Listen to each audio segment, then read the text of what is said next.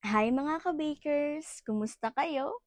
Ngayon naman ay gagawa tayo ng Choco Butter Cake.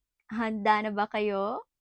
Ang mga kailangan natin ay egg white 6 na piraso, sugar 150 grams, cream of tartar 1/2 teaspoon, egg yolk 6 na piraso, asukal 150 grams, butter 200 grams, cake flour 270 grams, cocoa powder 30 grams, baking powder 1 tablespoon, salt 1/2 teaspoon, fresh milk 1 cup, choco flavor 1 tablespoon at choco food color na 1 teaspoon. Ilagay na natin ang butter, egg yolk, asukal, asin, baking powder. Haluin muna natin ito. Haluin natin siya hanggang sa matunaw ang ating asukal at medyo lumiit na ang ating butter. Pagkatapos ay ilagay na natin ang cocoa powder. Haluin natin ulit para naman masama ang ating cocoa powder at ang ating butter na hinahalo. Ngayon naman ay ilagay na natin ang ating fresh milk, cake flour, at kapag inilagay natin ito ay kailangan natin itong salain para maiwasan ang pamumuo o ang mga buo-buo. Haluin lang natin ito.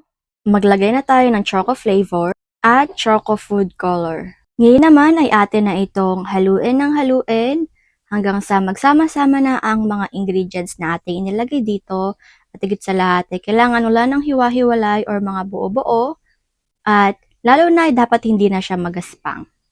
Ayan, at dahil nakuha na natin ang texture na gusto natin, kaya naman, okay na po ito at sa ating mixer bowl, maglagay na po tayo ng egg white at atin na rin pong ilagay ang ating cream of tartar. Paandarin na po natin ang ating mixer hanggang po sa medyo umalsa na po siya. Ayan, at dahil medyo umalsa na po siya, ay atin na pong ilagay ang asukal. At i-continue lamang po natin ang pagmimix dito hanggang po sa tuluyan na pong umalsa ang ating egg white. Kuminis na po siya at pumuti. At syempre, ito na nga po ang ating hinahanap na texture. Kaya naman po atin na po itong kuhanin at ilipat na po natin ito. Yan. Syempre, pagkatapos po itong ilipat ay atin na po itong haluin. Ang paghahalo po natin ay dapat isang direksyon lamang po at atin na rin pong i-ready ang ating molde na 8 by 12 by 3. Yan. Siyempre po, just take your time lamang po mga ka-bakers. Sa paghahalo nga po dapat nito ay dahan-dahanin lamang po natin hanggang po sa kaya na po natin at okay na po. Siyempre, atin na po siyang ilipat sa ating molde, no? Para po mas cutesy at atin na po itong ipantay. At itaktak po natin ito ng dahan-dahan para po mawala or malesen po ang bula. Ready na nga po ito para mailagay na sa ating oven. Ang oven temperature sa taas ay 170, sa baba ay 200 at ang baking time ay 60 minutes. After 60 minutes nga po ay luto na po ang ating choco butter cake na napaka-fluffy at kailangan po natin tong palamigin bago tanggalin sa ating molde.